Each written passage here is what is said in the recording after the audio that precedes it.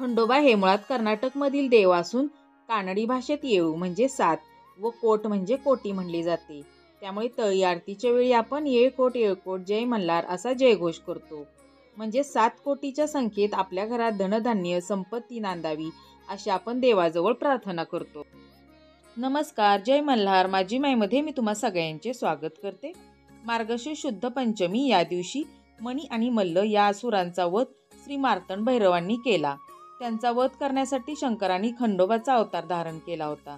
मार्गशीर्ष महिन्यात चाललेल्या 6 दिवसाच्या या युद्धामध्ये मणी आणि मल्ल यांचा वध झाला आणि अनिष्ट प्रवृत्तीचा अंत झाला.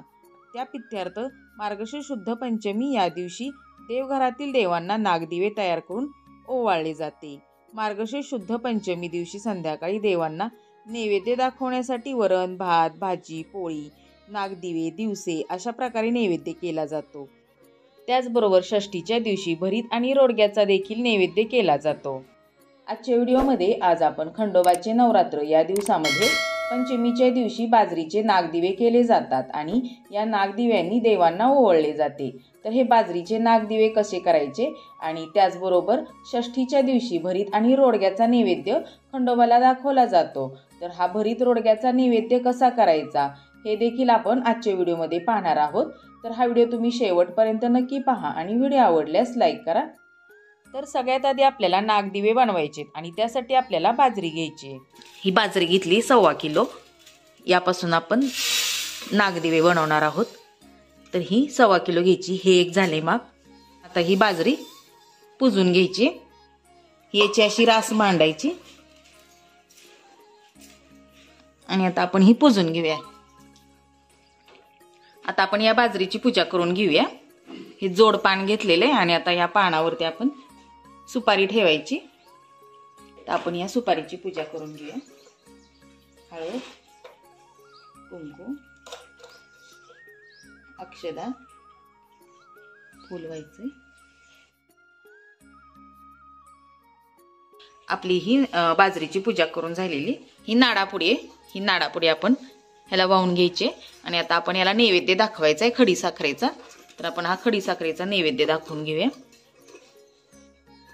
तर अशी आपली 1.25 किलो बाजरीची पूजा करून झालेली. ही आपण बाजरी पुजलेली. तर याच्यातली आता आपण ह्या वाटीनं 1.25 वाटी बाजरी घ्यायची. पंचमीचे नागदिवे करायचे ह्या बाजरीपासून. ही 1 वाटी झाली आणि ही पाव वाटी. अशी ही 1.25 वाटी बाजरी घ्यायची आणि ह्या बाजरीच्या आपण आता पंचमीला जे नागदिवे केले जातात तर ते नागदिवे करायचे. या बाजरीला आपण थोडंसं पाण्याचा असा शिंतोडा द्यायचा आणि हे मिक्सर मधून बारीक करून घ्यायचं. हे असं मिक्सर मधून बारीक करून घ्यायचं. ही बडी घेतली. आता ही बडी पण ह्याच्यामध्ये बारीक करायची. ही बाजरी आपली अशी बारीक करून झालेली आणि आता ही बडी सुद्धा बारीक करून घेतलेली. ही सुंठ पावडर घ्यायची अर्धा चमचा आणि हे मीठ घ्यायचं चवीनुसार. आणि आता हे सगळं एकत्र करायचं आणि गरम पाणी करून हे पीठ आपण जसं मळून घेतो भाकरीचं त्याप्रमाणे हे मळून घ्यायचं. आता आपण हे पीठ मळून घ्यायचे. ह्याचे आपल्याला नागदिवे करायचे. हे चाळण घेतली. ह्या चाळणीला तेल लावून घेतलेले आणि आता आपण हे सगळं एकत्र करूया. हे सगळं एकत्र करून झाले. हे गरम पाणी उकळलेलं आणि ह्या पाण्याने आपण आता हे भिजवून घ्यायचंय. भाकरीचं पीठ मळतो त्याप्रमाणे हे भिजवून घ्यायचं. हे दिवे करताना पीठ गरम आहे तोपर्यंतच दिवे करून घ्यायचे. पीठ जर का गार झालं तर मग ते दिवे कडेला चिरटले जातात. त्यामुळे गरम असतानाच आता आपण हे दिवे करून घेऊयात. हे दिवे करताना एक छोटा गोळा घ्यायचा आणि त्याला गोल गोल फिरवायचा आणि नंतर त्याला पंतीचा आकार द्यायचा आणि थोडासा खोलगट करायचा म्हणजे त्याच्यामध्ये व्यवस्थित तुपाची वात बसली जाते. तर आता आपण असेच हे दिवे करायचे आणि हे दिवे मी 5 करणार आहे आणि नंतर राहिलेल्या पिठाचे मी दिवसे करणार आहे. तर दिवसे करताना सुद्धा असंच गोल गोल फिरवायचं. फक्त त्याला पंतीचा आकार करायचा नाही, नुसताच गोल आकार द्यायचा. आणि आता हे दिवे आणि दिवसे आपल्याला उकडून घ्यायचे. आपण मोदक ज्याप्रमाणे उकडून घेतो त्याचप्रमाणे हे चाळणीमध्ये ठेवायचं आणि 10 मिनिटासाठी उकडून घ्यायचे. हे दिवे मी 10 मिनिटासाठी उकडून घेतलेत आणि गारसुद्धा झालेले आहेत. आणि आता आपण हे एका ताटामध्ये काढून घेऊयात. हे जे दिवे तर ते दिवे प्रज्वलित केल्यानंतर देवांना ओवाळायचं आणि नंतर मग ते गाईला द्यायचे किंवा आपण हे घरीसुद्धा आपण खाऊ शकतो. हे दिवे आणि दिवसे तुपाबरोबर सुद्धा छान लागतात किंवा गुळाची गुळवणी करायची आणि त्याच्याबरोबर सुद्धा हे खूप छान लागतात.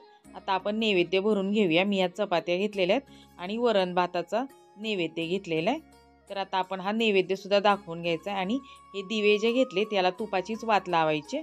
तर मी हे सगळे तुपाचे वाती लावून घेते आणि नंतर मग आपण आता हे पानाच्या विडा घेतलेला आहे तर तो ठेवायचा आणि त्याच्यावरती अक्षदा ठेवून अक्षदांवरती हळद कुंकू व्हायचे आणि नंतर त्याच्यावरती सुपारी ठेवायचे आणि या सुपारीची सुद्धा पूजा करून घ्यायची. हळद कुंकू अक्षदा आणि फूल व्हायचे. तुपाच्या वाती लावून आपण हे दिवे तयार करून घेतलेले आहेत. आता आपण या दिव्यांची पूजा करायची. हळद कुंकू अक्षदा आणि फुले वाहून नंतर याला आपण नाडापुडी व्हायची आणि नाडापुडी मी ही घरीच तयार केलेली आहे. हळदीच्या पाण्यामध्ये बुडवून त्याला हळद कुंकू लावून घेतलेले आणि ही नाडापुडी तयार केलेली आणि आता आपण ही वाहून घ्यायची. यानंतर आपण हे दिवे प्रज्वलित करायचे आणि प्रज्वलित झाल्यानंतर पुन्हा आपण त्यांची पूजा करायची. हळद कुंकू अक्षदा आणि फूल वाहून आणि नंतर आपण या देवांना नैवेद्य दाखवायचा आणि नंतर मग हे प्रज्वलित झालेल्या दिव्यांनी देवांना ओवाळायचे. तर अशा प्रकारे खंडोबाच्या नवरात्रीमधील पंचमीच्या दिवशी बाजरीचे नागदिवे तयार केले जातात आणि या नागदिव्यांनी देवांना ओवाळले जाते. त्याचबरोबर चंपाषष्ठीच्या दिवशी आपल्याला भरीत आणि रोडग्याचा देखील नैवेद्य करायचा असतो आणि तो नैवेद्य खंडोबांना दाखवायचा असतो. तर यानंतर आता आपण खंडोबांना चंपाषष्ठीच्या दिवशी भरीत आणि रोडग्याचा नैवेद्य कसा करायचा तर ते पाहणार आहोत. आणि यावर्षी खंडोबाचे नवरात्र हे 13 डिसेंबर 2023 या दिवशी सुरू होत आहे आणि ते चंपाषष्ठी म्हणजे 18 डिसेंबर 2023 या दिवशी संपत आहे आणि पंचमी आहे ती 17 डिसेंबर 2023 या दिवशी आहे. तर आता आपण भरीत रोडग्याचा नैवेद्य कसा करायचा तर ते बघूया. भरीत रोडगे करण्यासाठी सगळ्यात आधी आपल्याला भरीत करायचे आणि त्यासाठी वांगी तर ती वांगी भाजण्यासाठी गॅसवरती ठेवायचे आणि त्यानंतर रोडगे बनवण्यासाठी आपल्याला जशी चपातीची कणिक बनवतो त्या पद्धतीने कणिक बनवून नंतर आपल्याला अशा छोट्या छोट्या चपात्या करायच्यात. फक्त ह्या चपात्या थोड्या जाड करायच्या आणि हे जाड केलेल्या ज्या चपात्या आहेत त्यांना तेल लावायचं नाही तर बिन तेलाच्या ह्या चपात्या करायच्या. मार्गशीर्ष महिन्यातल्या पहिल्या दिवशी जेजुरीचा खंडोबा अर्थात मल्हारी देवाचे नवरात्र सुरू होते. मणिमल्ल या 2 दैत्यांचा पराभव करून खंडोबांनी लोकांना संकटमुक्त केले. या घटनेचे स्मरण म्हणून हा उत्सव साजरा केला जातो. मार्गशीर्ष शुद्ध प्रतिपदेपासून शुद्ध षष्ठीपर्यंत हे चंपाषष्ठीचे 6 दिवसाचे नवरात्र असते. चंपाषष्ठी या दिवशी कणकेचा रोडगा, वांग्याचे भरीत, बाजरीची भाकरी, पातीचा कांदा, लसूण हे पदार्थ नैवेद्यात असतात. देवाला नैवेद्य दाखवण्यापूर्वी तळी भरण्याचा विधी असतो. तळी भरणे म्हणजे काय तर एका तामणामध्ये विड्याची पाने, पैसा, सुपारी, भंडारा म्हणजेच हळदीची पूड, खोबरे हे सगळे पदार्थ ठेवून ते तामण सदानंदाचा येळकोट येळकोट येळकोट जय मल्हार असे मोठ्याने 3 वेळा म्हणायचे आणि 3 वेळा तामण उचलून खाली ठेवायचे. तामण ठेवण्याआधी पानाचा विडा ठेवायचा आणि नंतरच त्यावरती तामण ठेवायचं. दुसरा पानाचा विडा आपल्या देवघरातील देवांच्या समोर ठेवायचा. तळी उचलण्यासाठी पुरुष मंडळी आपण बोलवलेले असतात तर त्या पुरुष मंडळींना भंडारा लावायचा आणि त्या प्रत्येकाच्या हातामध्ये एक एक पानाचा विडा द्यायचा. नंतर दिवटी पेटवून दिवटी बुदली घेऊन खंडोबाची आरती करायची. देवाकडे तोंड करायचं आणि भंडारा व खोबऱ्याची उधळण करायची. देवाला नैवेद्य दाखवायचा. नैवेद्य हा भरीत रोडग्याचा दाखवायचा. या नैवेद्यातील एक नैवेद्य खंडोबाचे वाहन असलेल्या कुत्र्याला द्यायचा. कुत्र्याची आधी पूजा करायची आणि नंतर त्याला नैवेद्य द्यायचा. दुसरा नैवेद्य हा घोड्याला द्यायचा आणि तिसरा नैवेद्य हा गाईला द्यायचा.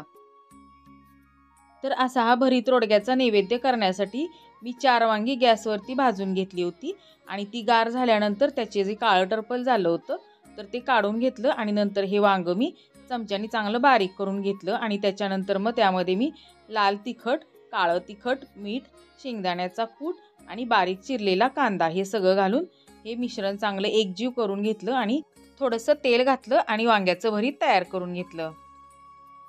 आणि हे मी 5 रोडगे तयार केलेले आहेत आणि हे रोडगे मी चपातीला आपण जशी कणिक मळतो तर तशीच कणिक मळली आणि ती थोडीशी घट्ट मळली आणि छोट्या छोट्या चपात्या केल्या, पण त्या थोड्याशा जाड केल्या आणि त्याला तेल लावलं नाही, त्या बिन तेलाच्याच चपात्या केल्या.